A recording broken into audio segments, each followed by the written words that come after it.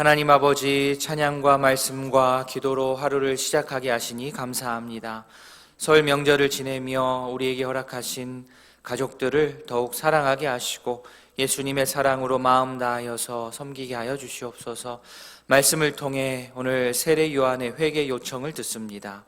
이 새벽 겉으로 드러나지 않는 나의 교만을 발견하게 하시고 주님의 은혜를 잊고 자만했던 모습을 철저하게 회개하는 이 시간 되게 하여 주시옵소서. 더는 이곳저곳 헤매지 않고 주님을 향해 마음 문을 여는 우리 모두 되게 하여 주시옵소서.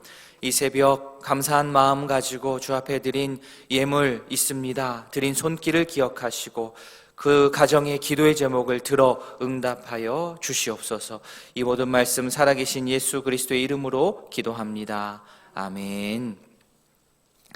하나님의 말씀 마태복음 3장입니다. 마태복음 3장 1절부터 12절까지. 마태복음 3장 1절부터 12절까지 한 절씩 교독하겠습니다. 그때 세례 요한이 이르러 유대 광야에서 전파하여 말하되 그는 선지자 이사야를 통하여 말씀하신 자라. 일러스되 광야에 외치는 자의 소리가 있어 이르되 너희는 주의 길을 준비하라. 그가 오실 길을 곧게 하라 하였느니라.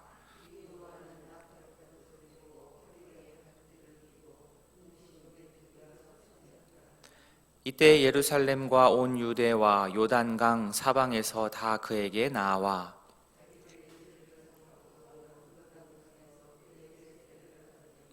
요한이 많은 바리새인들과 사두개인들이 세례 베푸는 대로 오는 것을 보고 이르되 독사의 자식들아, 누가 너희를 가르쳐 임박한 진노를 피하라 하더냐. 속으로 아브라함이 우리 조상이라고 생각하지 말라. 내가 너희에게 이르노니 하나님이 능히 이 돌들로도 아브라함의 자손이 되게 하시리라.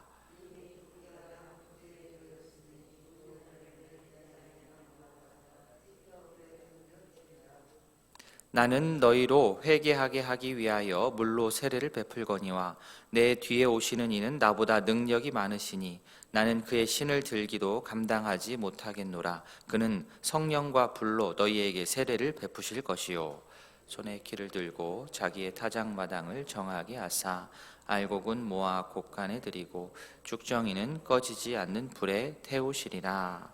아멘. 오늘 본문에서 세례 요한이 등장합니다. 그가 등장하는 장소는 유대 광야입니다. 즉 신의 중심부, 사람이 많은 도시 중심부가 아니라는 뜻입니다. 요한은 광야에 등장합니다. 그리고 옷차림은 또 어떻습니까? 4절 말씀 보시면 낙타털 옷을 입었습니다. 또 가죽 허리띠를 했습니다. 좋은 옷이라는 게 아니라 되게 거친 옷이라는 것이죠. 이어서 그 식량은 어떻습니까? 메뚜기와 석청 즉 야생꿀이 그의 식사입니다. 옷차림, 그가 등장한 장소, 그가 먹는 음식, 이런 것들만 딱 보면 평범한 사람이 아니라는 것을 우리가 알 수 있습니다. 이런 요한의 그 모습을 직접 본 사람들, 혹은 요한에 대한 이러한 겉모습, 묘사한 그의 겉모습을 들은 사람들은 직감적으로 당시 사람들은 누구를 떠올렸냐면 아마도 구약의 선지자 엘리야를 떠올렸을 것입니다. 아, 엘리야를 닮았다. 게다가 그가 등장해서 외치는 소리, 그의 메시지는 어떻습니까? 2절 말씀 보시면 회개하라, 천국이 가까이 왔느니라. 평범하지 않은 옷차림으로 광야에서 사람들을 향하여서 회개를 촉구했습니다. 회개를 촉구하며 회개의 이유로, 회개를 해야 되는 이유로 든 것이 무엇이냐면 천국이 가까이 왔기 때문이라는 거예요.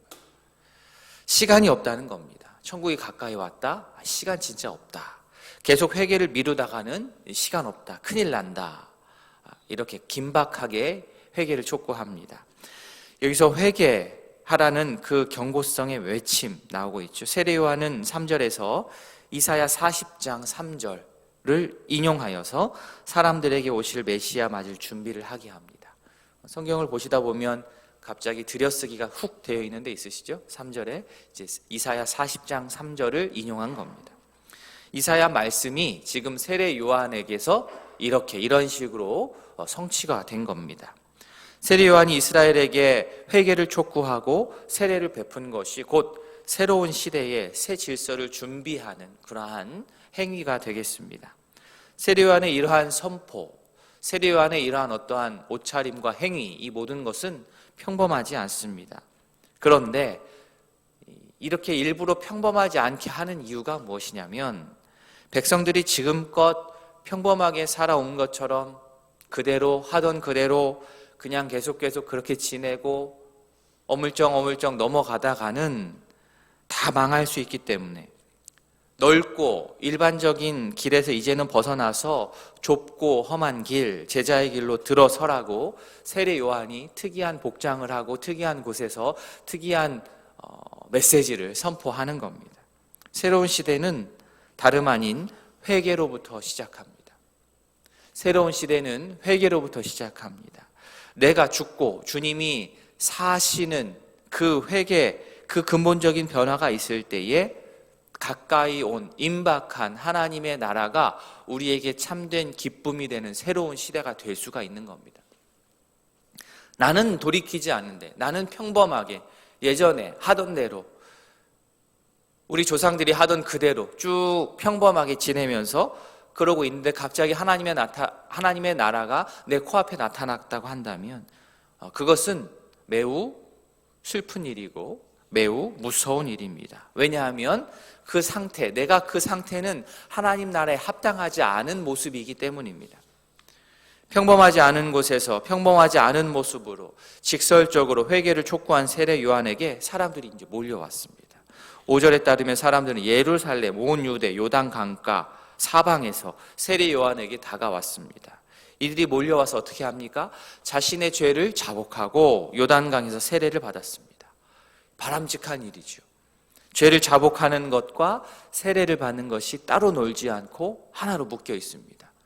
죄를 자복하는 것은 내 내면에서 일어나는 것이고 세례를 받는 것은 외적으로 보이는 것인데 이 두 가지가 함께하는 것이죠. 그런데 문제는 세례 요한을 찾아온 바리새인들과 사두개인입니다. 그들은 그들의 속마음이 어때야 했는지 성경에서는 밝히고 있지는 않지만 요한은 그들의 속마음을 본 것 같습니다. 7절 뒷부분에 아주 강한 독서를 퍼붓지요. 독사의 자식들아, 누가 너희를 가르쳐 임박한 진노를 피하라 하더냐. 이게 무슨 말입니까? 단지 속은 그렇지 않으면서 겉으로 지금 다가오는 이 임박한 진노를 살짝 피할 목적으로 지금 요한인 나한테 다가오는 것 아니냐 이 말입니다. 외적으로 세례를 받는 것만 볼 것이 아니고 세례의 참 의미, 그 중심 의미를 알고 붙들어야 한다는 겁니다. 세례는 회개하고 아주 직접적으로 연관이 됩니다. 회개 없이 세례만 진행한다면 그게 무슨 의미가 있겠습니까? 세례 요한이 선포한 회개는 회개의 선포를 듣는 사람이 어떻게 하느냐에 따라서 결과가 달라집니다.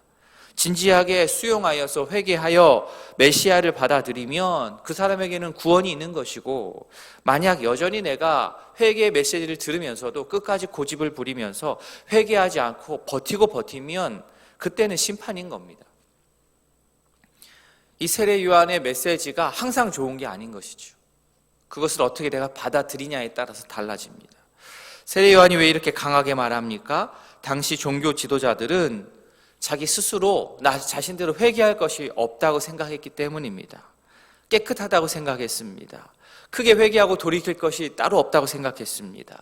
종교적인 그러한 전통에 따라서 자신들은 종교적인 그 모든 전통들을 빠짐없이 성실하게 잘 지켜왔다고 생각했기 때문에 그것으로 자신은 종교인으로서 할 도리를 다 했다고 생각했습니다. 속은 어떻든지 간에 겉모습으로 행할 것들을, 종교적인 행위를 다 했다고 생각했습니다. 그래서 자신들은 세례 요한이 외치는 장차 임할 진노하고는 자신하고는 상관이 없다고 생각합니다. 그러나 어떻습니까? 그것은 매우 큰 착각입니다. 또 하나의 그들의 잘못된 점, 그들은 자신의 혈통을 자랑했습니다. 그러나 자신이 어떠한 혈통에 들어가 있다고 한다고 해서 그 혈통이 자신을 구원해 주지 못합니다. 이 지점을 세례 요한이 정확하게 지적합니다. 9절이지요. 속으로 아브라함이 우리 조상이라고 생각하지 말아라. 큰 착각이다. 하나님은 능히 이 돌들로도 아브라함 자손 만들 수 있다. 그 엉뚱한 것으로 자랑하지 말고, 엉뚱한 것에 기대지 말고 자신 있어 하지 말아라. 혈통이 아닙니다. 어떠한 외적인 조건이 필요한 것이 아니라 무엇이 필요하느냐? 믿음이 필요합니다. 회개하고 세례를 받아서 앞으로 오실 메시아를 내가 수용하는 것이, 그것이 믿음입니다. 이것이 살아있는 믿음입니다. 그래서 그들에게 8절에서 아주 직설적으로 회개에 합당한 열매를 맺어라. 이것이 기준이 되어야 된다 경고합니다.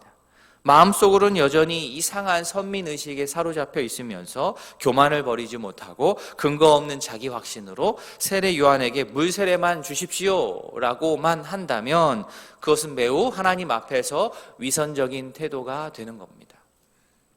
도끼가 나무 뿌리에 놓였다는 것은 이거 들어서 찢으면 끝난다는 거예요. 심판이 매우 임박했다는 겁니다. 세례 요한 뒤에 오시는 능력 많으신 분, 그분께서 키질 하셔서, 키질 해보셨습니까? 키질 이렇게 하면은 가벼운 건 날아가고 알곡은 밑으로 다시 쭉쭉 떨어지지요. 쭉저기는 꺼지지 않는 불에 태우실 것입니다. 종교적인 외식이 아닌 회개에 합당한 열매로 주인 앞에 서야 됩니다. 회개하는 척만 해서는, 이거 저희끼리는 서로 속일 수 있어요. 회개하는 척은 할 수 있지만 하나님 앞에서는 그거 다 드러납니다. 회개하는 척만 해서는 절대 세례 요한 뒤에 오시는 능력 많으신 분의 눈을 피할 수가 없습니다.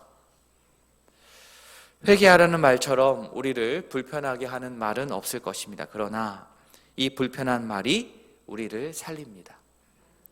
우리에게 익숙한 이러한 도시의 삶, 안락한 삶, 넓은 길, 많은 사람이 택하는 그 길을 그냥 아무 생각 없이 따르기보다는 불편하지만 좁고 외롭고 황량한 광야로 나아가서 주님의 음성을 듣고 그 주님의 길을 따를 수 있기를 원합니다. 이 새벽에 잘 나오셨습니다. 이 새벽 기도 시간에 광야로 나아가서 주님과 깊은 교제를 나누며 회개에 합당한 열매를 맺는 주의 자녀가 다 될 수 있기를 진심으로 소원합니다. 아멘. 말씀 기억하시면서 우리 두 가정을 놓고 기도하겠습니다. 문경엽 집사님 가정, 하나님과 함께하는 가정, 우리 혜원님 가정 될 수 있도록, 온 가족 건강 위에 손자 손녀 하나님 축복 받을 수 있도록, 우리 장인정 집사님 가정, 하나님 말씀 안에서 영과 육이 날마다 새롭게 되어서 감사가 넘치는 가정 될 수 있도록, 우리 집사님 가정, 아들 또 딸 가정 될 수 있도록 기도 제목 주셨습니다. 우리 말씀을 기억하시면서 환우들의 회복을 위해서 또 가족들 만날 때 우리가 축복의 통로 될 수 있도록 우리 기도하도록 하겠습니다. 다 함께 기도하시겠습니다.